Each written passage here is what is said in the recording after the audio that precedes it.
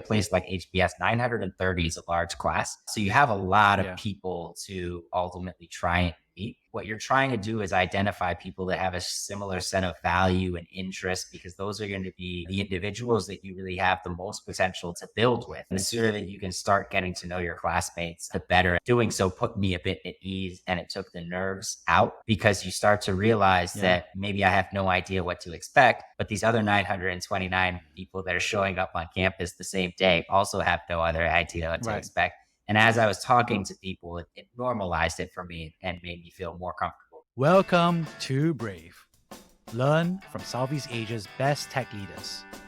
Build the future, learn from our past, and stay human in between. No BS on success. I'm Jeremy Au, venture capitalist, serial founder, Harvard MBA, science fiction nerd, and dad of 2 daughters. Every week, we debate startup news, interview changemakers, answer listener questions, and share personal insights. Join our movement of over 20,000 members and get transcripts, resources, and community at www.bravesea.com. Say hello to Basket, transforming Indonesia's supply chains and redefining what's possible in commerce. Basket sees the untapped potential in over 200,000 distributors and wholesalers. This startup merges tradition with innovation, technology, and financial support. They are not looking to disrupt, they are here to collaborate. The results are modernized operations, streamlined supply chains, and a win-win for manufacturers and consumers alike. Learn more at www.basket.app. Hey, Triston. Excited to have you here, buddy. Another Harvard Business School MBA classmate. We got to know each other in Southeast Asia and Singapore, and want to have you on the show because you and I were discussing what kind of advice we would have given to friends who were going off to business school, and we have so much to share. And so I thought this would be an incredible time to shoot the breeze and talk about what we could have done differently and what we would keep doing the same. Could you please introduce yourself real quick? Yeah, thank you, Jeremy. I'm definitely looking forward to the conversation today. In terms of a quick introduction on myself, I'm originally from New York City. I'm a first generation college student, had studied finance at Wharton for undergrad, and then started my career off in investment banking at Morgan Stanley. Did a variety of roles there before HBS, so investment banking, sales and trading, a strategy role helping Morgan Stanley increase business with Asian, Black, and Hispanic clients, and then human resources for a bit for 5 or 6 years before joining HBS. And while I was at HBS, very much on leadership. So I was the student body co-president. I was the education rep for my section, which is basically a liaison between your peers and the professors. And then on the academic side, was very focused on organizational behavior topics, with one of the highlights being working with the head of research to create a course called Crafting Your Life, which was all around how do you help MBA students live with greater intentionality, which I suspect people listening to this conversation would probably have those similar topics top of mind as well. So that was a lot of interest. After wrapping up at HBS, I moved to Singapore, joined the Boston Consulting Group, first as a consultant doing people and organizational strategy work, digital transformation work, financial services, TMT, those types of projects, and then spent a year helping BCG build out a leadership institute, which was an executive education offering for our Asia Pacific clients. After BCG, I transitioned over to C Group, the parent company for Shopee, Garena, and C Money, in a people strategy role that was a part of their COO office. But really excited. It'll be a walk down memory lane to have a chat about HBS and some of the things that I wish I knew heading into it and so forth. I think one question that people often ask at the start of anything is like, is it worth it? Should I do it? I think one person was like, hey, I want to be a Web3 VC. Another person was like, I want to be a founder. Does a Harvard MBA get me there? What's the ROI? When is it worth it? So I'm just curious what your perspective on that is. I'm happy to share mine as well after you share. Yeah, my perspective on it, I have a pretty bullish perspective on it. And I honestly believe that if the MBA cost $1 million, I would still enroll in the MBA. Of course, Wow. I would need a very generous loan repayment process with very low interest to make that work. But no, in all seriousness, I think that there's a tremendous amount of value value in the MBA. And the thing that I would say there is when you're thinking about the ROI, I think it's really important to look at the long-term value that the experience in the network really adds to your life. So I think if you're looking at ROI in terms of, okay, what's my salary before the MBA? What's my salary after this MBA? That's too short-sighted. But the thing I would ask yourself is, okay, let's say you graduate from college and then you're going to be working for, let's say, at least 40 years, especially with increased life expectancy. Fair to say most people will be working for 40 years. What I ask myself is, would you rather work for 40 years and get no graduate degree, or would you rather 38 years and 2 years of additional education? And as I thought through it, through that timeline, there was no version of my life where I felt like that 40 and 0 was a better equation than 38. So let's say, as an example, you want to found your company, the network and the access to individuals that could help you in your fundraising journey and so forth. All it takes is 1 or 2 relationships to make it far more worth it in terms of what you've actually paid for the MBA program and the time that you've invested and so forth. So yes, I tend to be very bullish in terms of the value on it, not only from a professional perspective, which is mainly how you've been talking about it, but also from a personal perspective. I know that many people go through this experience, their closest friends for the rest of their life are people that they met in the MBA program. That's also really hard to put a price tag on. Yeah. I think one thing I start to think of right now is that this advice, obviously, primarily, I think is for Harvard MBA. I think obviously it's not generalizable to all MBA programs. I would expect that maybe this could be generalized to some extent to Stanford and INSEAD. But I think for this conversation, I think we're talking as Harvard MBA graduates to other Harvard MBA prospective joiners, right? Yeah. So I think from my perspective, I think there are 3 sets, right? I think the first of it, what I got away from it, obviously, is the skills training. Obviously, there's a case study and a bunch of training they have that was obviously very utilitarian in the sense that, I could learn to be a VC, I could learn to be a founder, I could learn to be a general manager. So these are all like skill sets I got to learn. I think that's what a lot of people see the value in. But I think the other 2 things that I got out of it personally was, I think the second thing is obviously what you said was community, which is, I think that network is not just with the people in your class of 900. I mean, Tristan, you and I are not in the same class, right? We were in different years, but we just happen to be in the same geography. So that spread, I think, of career. And of course, when you're like 30 years old, hanging out with a 28-year-old, you're both in the same plane. But if you're like 55 and the other person's 53, it's effectively no difference. And you're both probably specialists in different industries. So the power of that network as everybody kind of like diverges and becomes experts in their own domains kind of like really compounds. And in terms of like density of network, but also the weak connections within the dynamics there. The third thing that I really got out of business school was I got to meet people who I kind of didn't realize were just human. So I met like the CEO of Goldman Sachs. I met all these great speakers who came on campus. You got to shake their hand. And these folks were just like people I knew on Twitter or were written about on, news, and everybody's hating them. Everybody's loving them, whatever it is, right? But, I think I got to shake their hands. I got to hang out with them. And I was just like, oh, okay. Like here's me, but like with 40 years, right, of experience, like you said, right? And I'm just like, okay, that's doable, right? There's some dynamic there. So I thought that was an interesting learning on my side was like, hey, these titans of industry, there's a path to get there, and I don't need to get there while I'm like exactly 30 years old, but it's a human time / progress dynamic, right? So I thought it was an interesting personal takeaway that I got away from it. Absolutely. I would echo all of those things in terms of the skills and so forth. Maybe building on that, I would say coming into the MBA program, one of the things that I was really attracted to about HBS in particular was that case study method, because one of the things I really wanted to develop was what I thought of as impromptu speak. So I was very comfortable. I was actually a public speaking coach in undergrad. I'm very comfortable speaking if you give me a microphone in front of an audience. Where I'm actually less comfortable speaking is in the moment. I like to take time to actually think and process my ideas. And so how do you, if you're in the middle of a business meeting, interject that point or that idea, time it well, bring in the evidence? So there is a whole component of communication that I feel like HBS trains you really well to do it. It's pretty interesting to see when I talk to people before they join the MBA program and then after they join the MBA program, you can really actually pick up and change just in terms of conveying messages in a very structured and way. I think a lot of folks, obviously, they get in, they're excited, and then they're like, okay, obviously they make math work and do the savings, and that's always a pain in the ass. But then obviously then they start worrying, right? Because they're like, okay, what do I need to know? What should I know beforehand? How do I prepare for this? I mean, that people get stressed out before because they don't know what it is, right? It's a new geography, it's a new experience, which is graduate school, is a new with people. Any advice you give people before they kind of head out? Yeah, absolutely. I would say the sooner that you can dive into the experience in terms of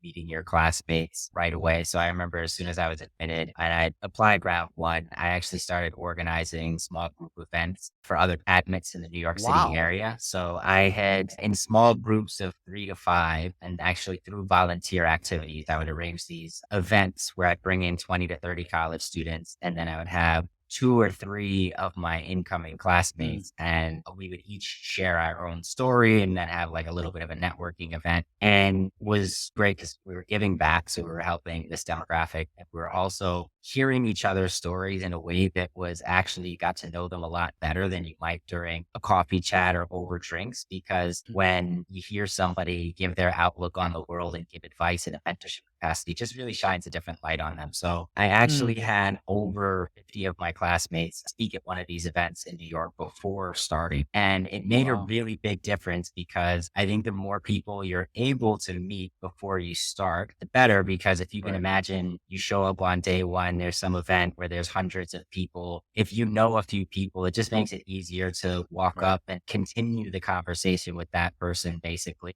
And then if they have 2 or 3 people that's standing around them, it just right off the bat. And, I had the luxury of being able to do that because I was in New York City. But especially today, so much can be done just by hopping on a Zoom phone call and chatting with people. So even if you're in a city where there aren't a ton of admins, I think you can really be very proactive about the outreach. Because especially at a place Yeah. like HBS, maybe people that are matriculating to Stanford might feel a bit differently, but Right. especially at a place like HBS, 930 is a large class. So you have a lot of Yeah. people to ultimately try and meet. And I think that what you're trying to do is identify people that have a similar set of value and interest, because those are going to be the individuals that you really have the most potential to build with.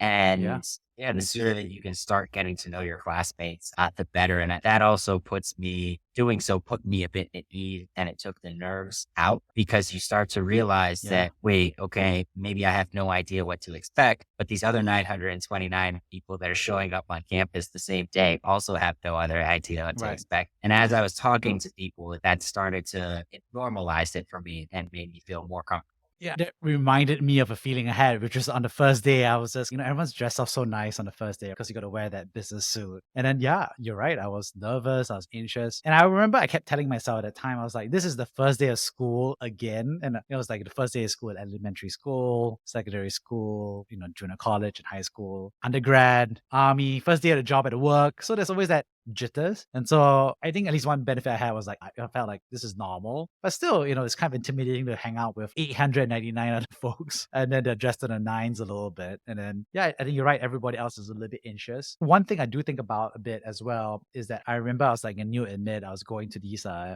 big parties with all the alumni, and I was intimidated obviously by all the alumni who were ahead of me. And it's kind of interesting because now I'm at the other side of it. I'm not that old, but at least what 5, 6 years out of HBS. And so, I think it's interesting because you're right. It's like, I used to look at these people who I'm now the same age at as intimidating, but now I'm looking at them and I was thinking to myself, like, what do I feel about them? I'm not aggressive to them. I'm not angry at them or anything. So there's nothing for them to be anxious about or scared about. But it did remind me actually of this thing, which is I remembered, I felt a little envious. There's a little bit of envy because I would love to go back to HBS and first day again, right? I mean, like now I'm like outside HBS. I would love to be back I would love to be anxious. I would love to be lost. I would love to be exploring new things and new people because now I'm kind of like locked and loaded with my marriage, 2 kids, career. So I think there's an interesting bit where I was like, oh, I wish when I was starting my first day at HBS, I wish someone had told me like, hey, this really enjoy the feeling of being anxious and confused because it's actually a nice sensation of freedom in a weird way. So I think at the end of the day,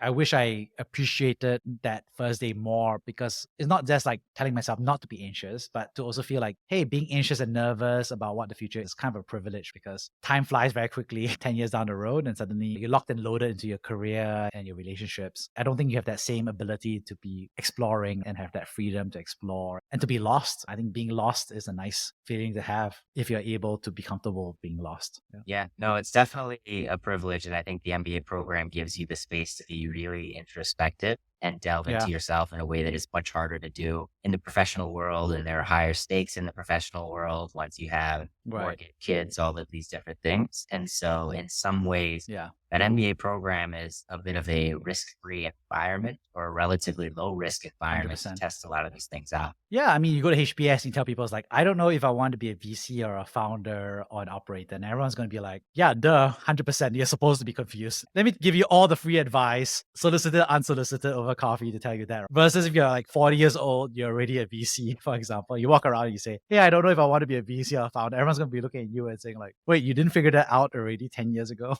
I mean, there's no social permission for you to be lost in publicly down the road, right? So I think if you can get as much of that self-discovery going when you're at HBS, just take it. But I gotta ask the question: how do you do that self-discovery? Yeah. Because HBS ain't a church. Yeah. It ain't a religious institution to help you discover your soul or your purpose. So how does somebody find their career path or their meaning or their self-awareness? Yeah. So I definitely think that it is a lot of being proactive in terms of navigating a lot of these introspective topics. I'll share some of the resources that were most helpful for me. Some may be Right. traditional, maybe others less traditional. I would say on the more traditional side, I would say as I was exploring things, I really leveraged the professors on campus who are just absolute experts and rock stars in their field. So my Right. passion revolves around human capital topics. And so I got to know Right. pretty much Yeah. most of the organizational behavior professors. And Right. I would just pressure Right. test all of these ideas with them. Hey, this is how I'm thinking about the world. Hey, this is like one of the really big impact, like big challenges that I see with a lot of companies and what I would love to fix around employee engagement. What have you seen and so forth? And those conversations with professors were just extraordinary in terms of being able to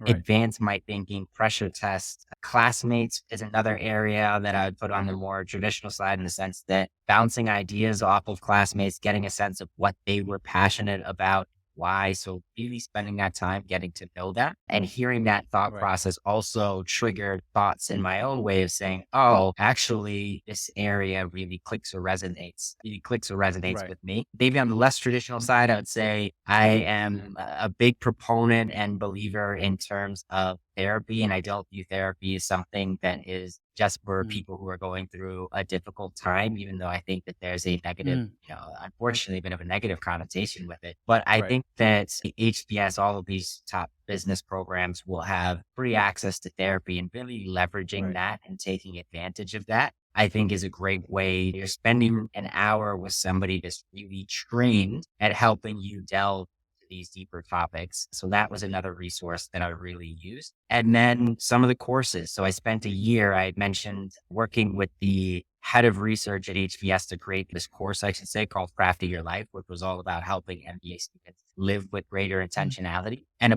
as a part of that course and as a part of the research, I was spending time basically thinking about questions like, do I want to have kids? Or how do you manage a dual income household? Or how do you think about preparing yourself for aging parents and the role that you'll play in their lives? Very heavy and deep conversations that I was able to tackle. Therapy is another resource that was tremendously helpful. The way I viewed that is it's an opportunity to really sit and spend a concentrated hour with somebody who is trained at being able to help you unpack some of the things that you're thinking through. So, and it Right. doesn't have to be focused around areas that are negative, which I think is oftentimes the perception of therapy, where there's an Right. issue that you need to fix. Whereas I Right. really view therapy as no different from going to the gym and working out to maintain a healthy body Right. as opposed to fixing one where there's something wrong with it. So that's another area that really helped me a tremendous amount. And then the last thing I would mention would be working on that Crafting Your Life course, which was really designed to help MBA Mm. students live with greater intentionality. As a part of the curriculum for that course, we delved into questions that were very heavy but important to figure out. Things like,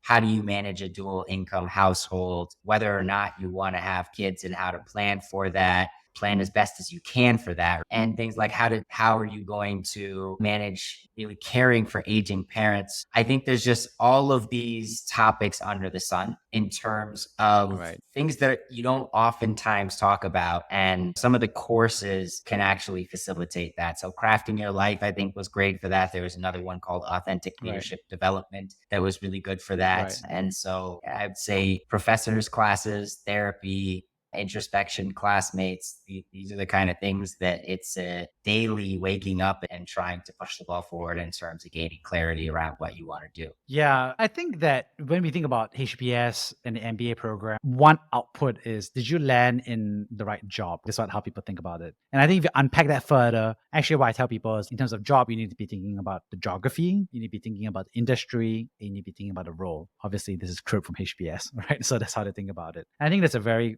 important side of the career side. But like you mentioned, the other pillars that's there, which is family and your relationships is there, but also your own self-awareness about where you are personally in terms of your strengths, what makes you feel alive, and what you want to do in terms of meaning in your life, right? And I think it's interesting because when we think about a Harvard MBA program, I think we think about it as like it's primarily the last thing that we just talked about, but it's not really about the other two domains of your life. I think it's fascinating. Yeah, no, I think it's a much more holistic experience than people probably think heading into it. Exactly as Right. you said, people head into it thinking it will be this very academic and career focused Right. experience. And those are undoubtedly blocks of what the Right. experience is. But there's so much more in terms of the holistic side of it, figuring out yourself, understanding your values, understanding the implications of your values and the way that you show up as a leader, piecing together what you want your life to look like for the decades that follow. So I think that it goes so much beyond just the career and Right. the resume and the job into these more Right. personal life topics. Yeah, and I think Harvard isn't necessarily doing it out of the goodness of their heart, not because they're hippies either, but also because I think in order to be a strong performer at work, you should be in a job that you love and that you really want to do well in. And you probably want to have a good personal life and a good family life, whatever you define it to be. And then you can be an excellent performer, right? But if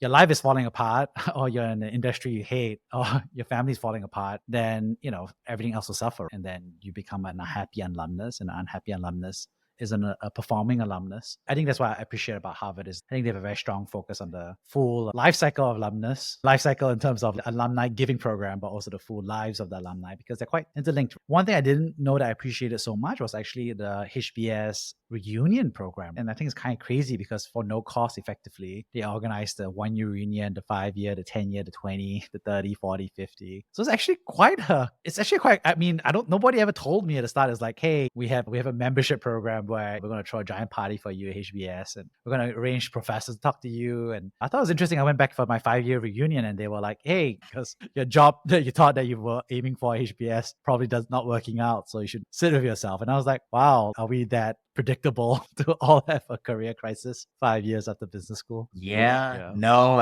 obviously, when we're going through and navigating our own lives, we feel like it's very unique, and it is. But I think in the macro sense, yes, they have the ability to know exactly what's going to be on our mind at the 5 year reunion, the 10 year reunion, and to create some fantastic content around that. So yeah, I agree. This is why I always thought of it as a lifelong experience, not as a 2 year experience. So there's all the resources that you mentioned, not to mention things like having access to free career coaching, at least up to 6 sessions of free career coaching per year through career services as an alumni. There's resources really that stick with you. And I think that's also, in my view, the future of education is kind of continuous learning as opposed to just the on-campus experience. On that note, one thing that fascinated me, and we had a nice long walk along the Singapore River, was about your prior work actually interviewing alumni of the business program and what advice they would have for the younger selves and how they would have done things differently.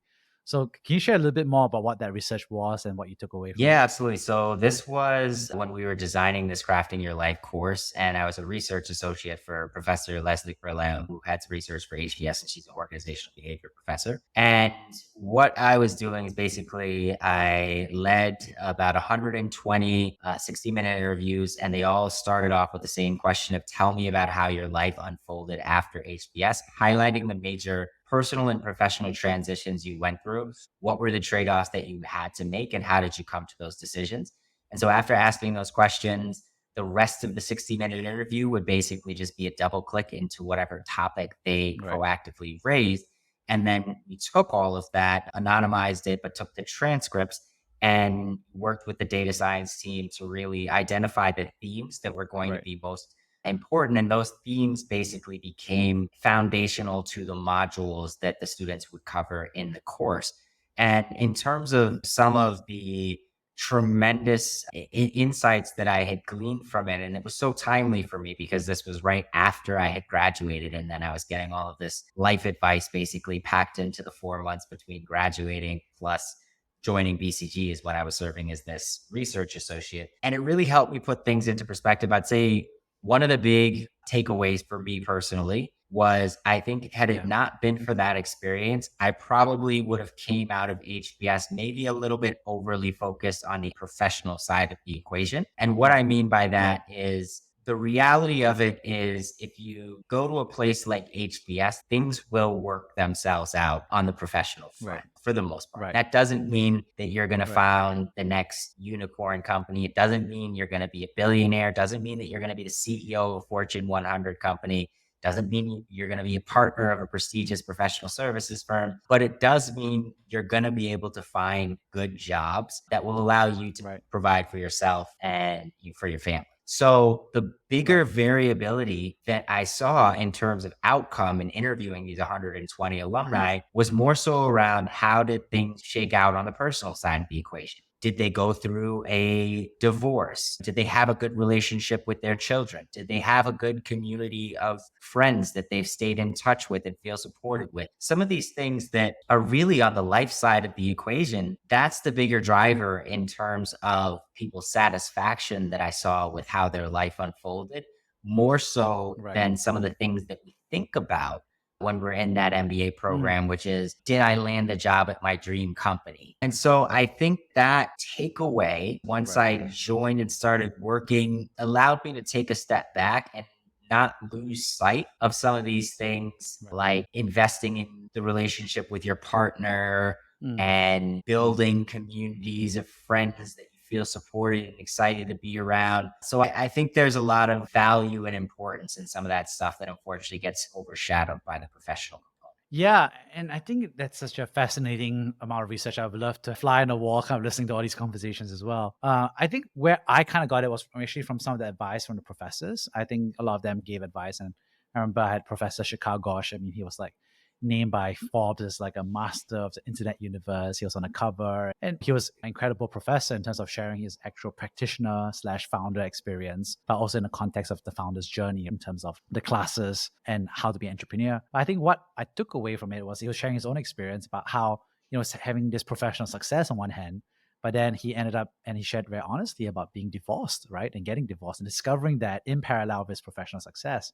And I think this contrast between private failure and professional success and his own regrets about what he could have done differently made me do a little bit of a reflection, right? A little bit to be like, okay, what's important, right? What can you fix? And I think people often use different examples. I think I heard, first time I heard HBS is like, some things in life are rubber balls and some things in life are glass balls. And when you're juggling them, career is one of those rubber balls, if you drop it, you'll figure it out, right? But I think in family, in your relationship, that's one of those glass balls that if you break it, it's hard to put it back together. And I thought it was like, oh, okay. I don't know. And you kind of theoretically know that, I don't know, in your 20s, because people tell you that all the time, and you watch your partner is divorced and everyone's like talking about it on the side. But I thought it was interesting to hear those real life stories very frankly and also very honestly. That made a big difference. Yeah. I was just going to say the stories will definitely stick with you. And sometimes you can have an individual that's very well intentioned, but it's just easy to lose sight of some of the stuff. So, as an example, at the time I was at HBS, I was single. And I remember actually one of these interviews with the 120 was a very successful alumni, has an investor career,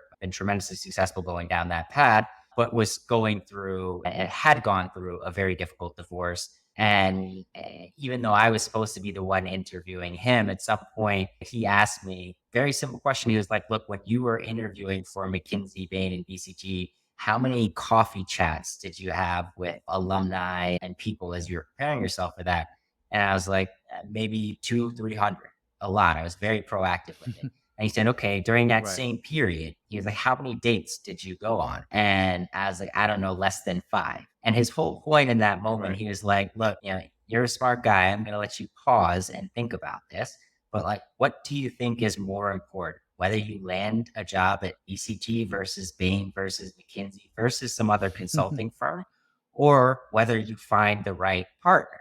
And are you going to find the Right. right partner if you're not spending any time going on dates and being open to that? And so it was Right. just very clear. Like, if you ask me, Triston, what's more important? Finding the right life partner, if you choose to have a life partner, or finding the right company. It'd be a no brainer that, it's like, okay, well, the life partner. But then when Yeah. you actually diagnose the time and look at where are you spending your time, there's such Right. a big Right. disconnect between what the actual priorities are and where you Right. spent your time. And so I would say Right. that's one of the big things from a crafting your life perspective. That's one of the big things the course was really trying to get individuals to do, is understand, like, where are you spending your time? What are you Right. overlooking? Because there's some massive things, Right. overlooking things like sleep, overlooking things Right. like exercise, diet, as if they're not important. Right. And instead investing all of Right. that energy into giving Right. 110% at work. And that's great. I'm not saying Right. don't work hard, but I'm saying Right. making sure that you're maintaining a healthy diet and exercising is equally important to making sure that you're giving your work that A plus.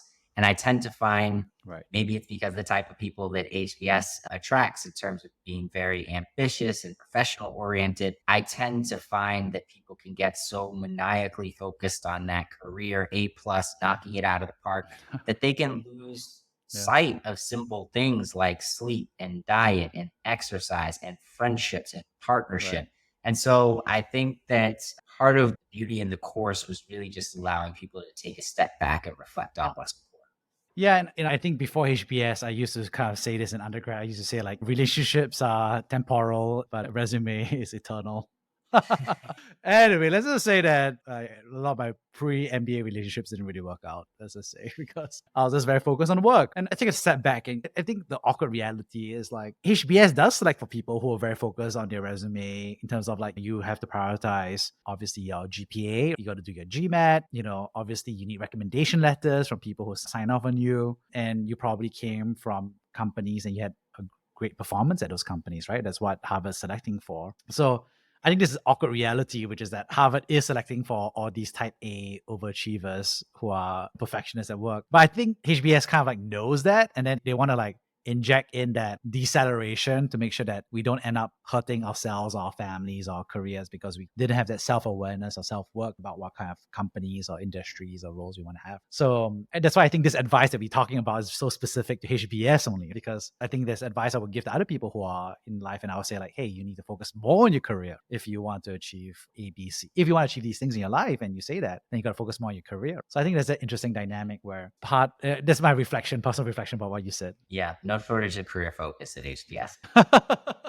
I mean, it's like everyone's is optimized. To get there, you had to have been Yeah. working your Yeah. ass off, right? There's no, so obviously this podcast again is for people who have been admitted to HBS. So congratulations. We know exactly who you are. You work your ass off for a long period of time. The re-education is going to begin. I think one piece of advice that you did remind me of, and I remember the professor didn't say it, but I think it was Professor Larry. I think he eventually joined GE as CEO. But I think he wrote on the school newspaper, which was actually a surprisingly good newspaper. I mean, I'm just saying, I did not expect much from a school MBA newspaper. Anyway, the point I thought it was fascinating because I think he wrote something, but I think one of the advice pieces that I got was that like you got to prioritize your significant other, and you've got to be in a city that allows you and your significant other to have a career. And I thought that was really good advice, which was like, it kind of goes both ways, right? It's like, if you really want to pick a geography, you should probably disclose that to your significant other before you get married and all these other things, because that person may not want to be in the same geography as you. And so that's quite material to your relationship. Just like I think you mentioned earlier, like deciding whether you're going to have kids or not and how many. I think deciding whether to have kids or not is more important than the number of kids specifically. But that's going to be an important conversation because that's not the same destination you're headed to, right?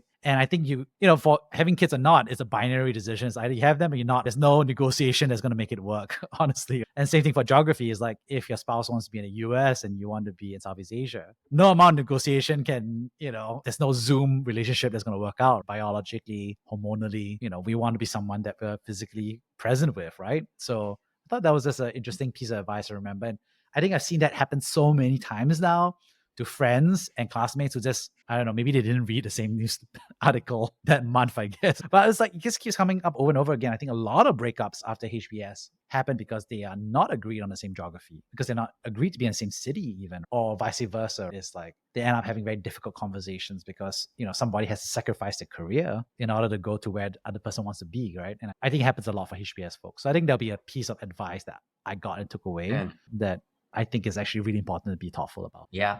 No, absolutely. And I think that these are some of the really important things that you walk away from the MBA experience just with greater clarity around how you feel on some of these Right. topics. And the more clarity you have, the more you're able to effectively communicate that to a partner or to anybody else. And so I think, yeah, before you're in a position to be able to communicate that to somebody, you need to know where you stand on some of these things. And I think the Ooh, MBA good is point. quite a good acceleration in terms of thinking through some of these things that will have long-term life implications. Ooh, that reminds me about relationships. So some people have told me, it's like, hey, I'm single, I'm going to HBS. Is it good to match up with other people? I don't think they say it's a good place to date, but I think they're more like saying, like, is there anything I should watch out for if I'm dating another HBS student or so on and so forth? I'll take a first crack at this. I think it's easy to date another HBS student because you're both going to be in Boston at the same time and you're both discovering yourself. So it's a very great moment, if that makes sense, where there's a lot of affinity. But the end outcome of that self-awareness exercise might be like, one person might be like, I want to work on New York. And another person's like, I want to work in the Midwest on production. And then I think that's a very problematic thing, because I think in other places when you meet, somebody can be a trailing spouse, right? Whoever that is, right? Trailing husband, trailing wife, whoever it is. But I think when you're HBS, both people tend to be like type A, right? And both of them want to have a career. So that can be a very difficult conversation all of a sudden. So I think that's something I think people should be aware about, which is that you can date within the context of HBS, but whether it's going to survive post-graduation when you both start to climb your various corporate ladders or whatever you want to call them, I think that's a common break point, I would say. Yeah. Give anything that's off the top of your head for folks who already have HBS offer. Yeah, I would say one really big piece of advice that I would give would be to make the most out of your time by really coming in with a plan and having clear goals and knowing what you will sacrifice in order to create more space, time, and energy for those goals. Right. So, as an example, before I actually arrived on campus, I knew that I wanted to run for student body co-president. I knew that I wanted to be the education rep for my section. And I knew that I wanted to go into consulting, IT, and with BCG being my first choice. I knew all those to be things before I stepped foot on campus. And the analogy that I like to make is it's like being a DJ before you go and do a set in a club. You have your whole playlist more or less mapped out. And then the actual MBA experience is kind of like modifying things in the moment in the way that, a DJ based on the energy in the club might say, okay, let me do something with the lights. Let me add a little bit of steam. Let me throw my hands in the air, whatever it might be. The DJ might respond to how the audience is responding to the actual experience. But he or she goes into that set with a plan. And I think that if you're really trying to make the most out of your MBA experience, because it's 2 years and there's so many resources and it goes by so quickly and there's so many incredible classes to take, incredible professors, incredible peers, because there's just so much of everything, the way to make the most out of it is to have a plan.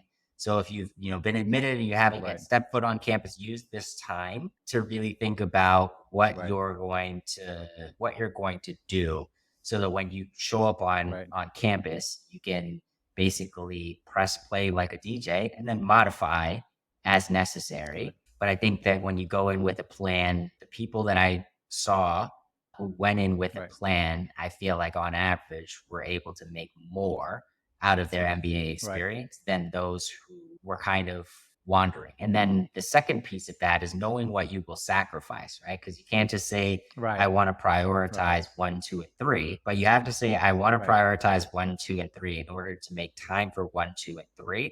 I'm not going to do A, B, and C. So for me, A, B, and C was going to like large happy hours and things like that, because I felt like I'm an introverted person. My voice is relatively soft spoken. It doesn't compete well with loud music. So I kind of thought to myself, what's the point of going to this bar? I'm not going to go to the bars because I'm not going to get anything from that experience. And it's going to take Right. up a lot of hours. So anytime a classmate Right. would ask me, like, look, are you going to X, Y, and Z? I'd be like, no, but like, how about we grab breakfast tomorrow or lunch or Right. coffee or something like that? Turn that into a one on one chat. Or my roommate and I would host dinners all the time. So we hosted small groups of 5 to 6 people for dinner. In our first year, we hosted over Right. 100 people, over 100 of our classmates, which Yeah. is a large amount if you think about it, Right. in our home for a dinner. And I was like, that's a much better way for me to Right. be able to get to know my classmates. Right. So think about what are some of the traps where you might spend time in ways that aren't actually consistent with your goal. And then just Right. think about when you identify them, then you can really remove them, which frees up Right. capacity for being able to really follow through on the things that you've planned. So I would say biggest piece of advice would be the way to make the most out of your time is to have a plan and be very Right. intentional in terms of how you're spending your time. Yeah. I think I'm happy to share about what my plan was as well when went in. So for myself, I think I had heard some advice or similar. So I wrote down my plan, but also I want to tell you how I changed my plan actually.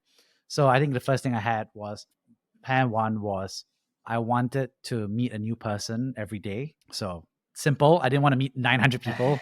I just knew that wasn't possible. So I was just like, I just want to meet one new person every day. I'm good to go. Second thing I did was I wanted to learn how to be a great CEO because I felt like I had learned how to be a founder. I felt like that journey from a founder to a CEO, that transition was something that had been very painful for me. And so I thought this was a good opportunity for me to learn and progress and learn on that skill set. So about obviously ranging from tactical, right, sales and marketing and so forth, all the way to how organization scales, especially for startups, and then how that success becomes a unicorn, right? So for me, I was looking for that journey. And the third thing I did was I said I wanted to join something that I really believed in. And if it didn't exist, I would be happy to create it. So that was like my pieces. And so I went there. So because of that, I was not like you. I was definitely not running for any club's office. It was like sections like who wants to be this rep or that rep. I was like, peace out. And then, student body president was like, peace out, right? And then all these clubs, right? I mean, that being said, I did participate in a lot of events. So I joined the social enterprise club, the healthcare club, and the technology club because these were the experiments I had to understand the industry domains because I felt like these were the domains that would let me explore my love for technology, for leadership, for people development, but also, have a strong sense of mission and purpose, right? And so these were things I was just exploring. So I was doing those experiments. And as a result, I think like what you said, I end up realizing that those large parties was useless for meeting new people because you meet lots of people, but you don't remember their name, they don't remember you, there's no conversation. So it wasn't a real meeting. So I also did not participate. So I guess both of us were the uncool people, just there for the first hour, high five and handshakes and fist bumps and dance a little bit of music. And then after like peace out and then have a nice little sleep at home and then do the morning breakfast, coffees, lunches. But I think one thing I did change, I remember was that in the second year, I changed it to be like, instead of meeting a new person every day, I changed it to meet a new person every day or have a deep conversation. Because I felt like I was kind of like pushing myself to meet new people, but then I realized that I wanted to kind of deepen that conversation with people that I met and liked. And so I think that was a realistic approach at the end of the day for me to slowly build out my perspective. But yeah, that's what my plan was. Yeah. Interesting. Yeah. And I interestingly had a similar in the sense that my first year, I think my mindset was more, let me try and meet as many people as possible. And then my second year, my mindset was, okay, I've met all of these incredible people. Let me try and use this second year to get to know them even better, to build relationships that will sustain, which in a sense came from deep conversation. So interestingly, I think our switch was similar in that sense, from a scale in the first year mindset to a depth mindset in the second year, which seems like it has some similarities in terms of what you're describing. I mean, it is 900 people, right? Yeah, I think a big part of it is just the fact that 900 other students is a lot of people. And a lot of people are like, oh, don't you know this person from HBS because this person was in the same year as you? And I was just like, no, I probably, if I look at the photo, I'll be like, yeah, I recognize her at the cafeteria. But it's just so many people, right? And I think like what they call it Dunbar's number, right? Like your brain can only process honestly 100 names in terms of relationships, maybe 1,000 in terms of very weak. So I just thought it was just a kind of a crazy dynamic where like it's just impossible. I think if you go to HBS and feel like you don't end up meeting everybody, don't kick yourself too much for it, because I don't think you can get to know everybody. I think, like you said, I think you should try to stretch yourself to get to meet people in the format that you like. So if you're introverted, like you said, do those coffees, right? If you're extroverted, maybe do those bigger parties. Yeah. So any parting words of advice that you would have for folks? Yeah, I guess I would say parting words of advice would be, remember to do as much of the planning as you can, but at the end of the day, don't beat yourself up. Be kind to yourself through this process. It's an exhausting one, but it's an amazing one. So really soak it all in, go in with an open mind, build the relationships, not just with your peers. Make sure you're building the relationships with faculty and administration. That'll be really helpful for you. I think since in the past year alone, I've probably had conversations with about 15 of my professors. So I really stay in touch with a lot of my professors. And if not a conversation, then I'm updating them in emails. And they are some of the most brilliant minds in the world. So leverage that and establish these relationships, especially if you could find ways to do so in mutually beneficial ways, whether it's working as a research associate for one of our professors or writing a course for academic credit. Would highly encourage you to look into some of those things as well. So my parting words of advice would just be make the most out of the experience. It's a once in a lifetime type of opportunity. It's really remarkable and that a lot of people would love to have. So congratulations on landing that seat. Now it's time to go and make the most out of it. Wow. I want to make that a t-shirt, a slogan, a speech. Speech. Okay, that's a HBS student body co-president right there. Okay, I think, okay, for me, I think I think there's so much advice, right? I think there's obviously the technical, for example, I want to be a founder. These are the classes I should take, and these are the coffees I should do, and these are the ways I'll find product market fit. I think there's that, right? But I think for me, I think I'd like to call back to a certain point, which is like, I was reading this interesting article, which was like, hey, if you're like a MBA fresh to enter. And then you look at Jeff Bezos, it's like what, 50, 60? And I think there's an interesting article said like, do you think Jeff Bezos would like to swap bodies with you? And the article was like, yes, right? I mean, he would love to be somebody in your late 20s or early 30s, starting your career from scratch, right? I mean, everybody wants to be young and be at the frontier of exploration, because you got time, right? That's why you don't need to invest in longevity startup when you're 30 years old, because you're 30, right? There's so much, I don't know, stuff to explore and so much more time that you have. And so I think the article's point was like, hey, being in your 30s and being lost is a huge gift and privilege, right? And the fact that if you're at HBS is exactly like you said, Triston, is this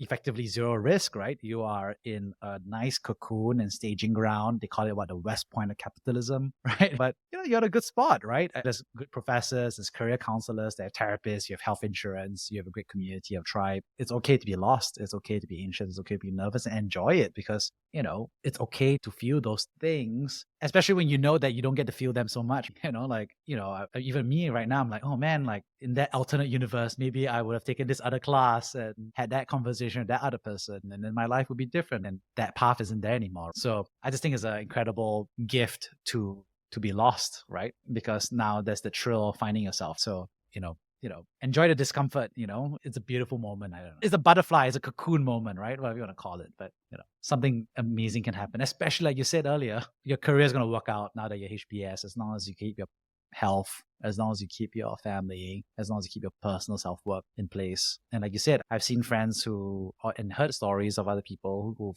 lives ended pretty short, right? Because of health and all these other issues, right? So I don't know, man, for anyone who's listening and going to HBS, you know what? I'm not a little jealous. I'm very jealous. I would love to go to HBS all over again. Sign me up. If I could swap bodies, I'll totally do it. I'll be like, yes. I'd love to be anxious, I don't know, in the auditorium again with everybody else. And of course, listening to Triston Francis, our student body co-president, and give me that speech as well. Yeah, I'm with you. I would love to redo the experience, not because I feel like I would do a whole lot differently. I'm happy with how things unfolded, but just because of how amazing the experience really was. Yeah. On that note, I'd love to summarize the 3 big takeaways. First of all, I love how, I don't know what's the word, how thoughtful you are with going in with your plan, but also what you're doing to understand and do that own research on 200 alumni? No, 200 BCG calls, but also doing a couple hundred alumni as well. So I thought it was really fascinating to hear that full spectrum, very data driven. Well, it's story time in terms of storytelling, but also very data driven, right? So I think it's interesting to hear that synthesis. The second thing I really enjoyed was, I don't know, our reminiscing / nostalgia / old man recounting veteran stories about our individual lives at HBS. I thought those stories were really fun to share. And lastly, I think I really enjoyed the part about enjoying the experience and enjoying experiencing different things. All these small moments they had that you got to research with professors, you got to update your professors, got to do the research, you got to be, co-president. I don't know, lots of beautiful moments in there. So that's why I got away from the conversation. No, I enjoyed it as well. It definitely delivered on being a walk down memory lane. So I appreciate that. All right. See you, man. All right. Take care. Thank you for listening to Brave. If you enjoyed this episode, please share the podcast with your friends and colleagues. We would also appreciate you leaving a rating or review. Head over to www.bravesea.com for member content, resources, and community. Stay well and stay brave.